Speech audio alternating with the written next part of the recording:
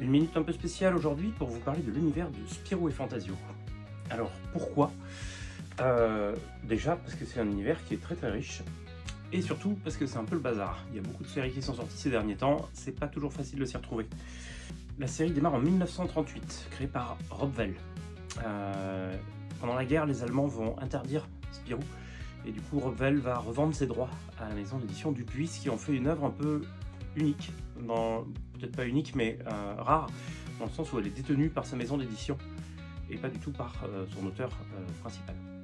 En 1944, la série est confiée à JG et il va introduire le deuxième personnage de la série, c'est-à-dire Fantasio, qui va essayer un peu par sa gaucherie de contrebalancer le Spirou un petit peu trop boy scout. Puis en 1946, c'est Franquin qui reprend la série. Il va lui donner ses lettres de noblesse. Premièrement en changeant les petites histoires humoristiques courtes en de grands albums, des albums complets. Aussi en lui donnant sa patte graphique qu'on connaît aujourd'hui. Le Spirou d'avant la guerre, le Spirou de JG n'est pas du tout le même que le Spirou qu'on connaît aujourd'hui. Franquin va aussi introduire une deuxième lecture dans Spirou. On n'est plus juste sur une farce pour enfants, on arrive un peu dans un récit où il y a une trame de fond. C'est aussi Franquin qui va créer Gaston Lagaffe, qui est la première sous-série entre guillemets de l'univers de Spirou et Fantasio.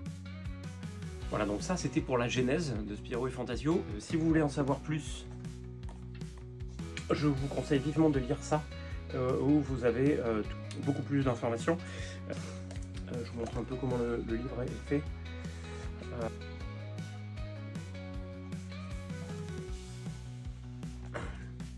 Voilà, donc il y a des planches de Rob Vell, des planches de JG, des choses qui sont plus vraiment éditées aujourd'hui. Ça non plus n'est plus vraiment édité aujourd'hui, mais vous pouvez le trouver sur eBay ou sur Le Bon Coin. Voilà, on va passer à la suite dans la prochaine minute, parce que sinon on va faire des vidéos qui sont trop longues, et ça s'appelle quand même une minute BD.